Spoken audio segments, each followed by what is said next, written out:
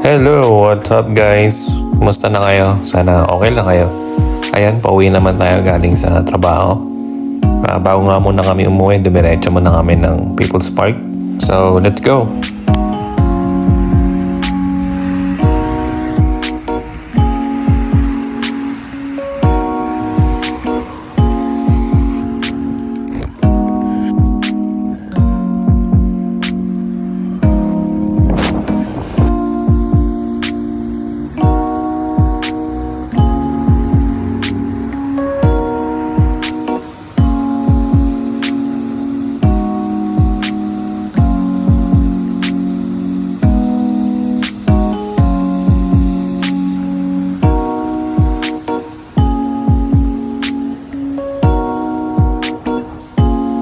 So ayan, nakarating na nga kami.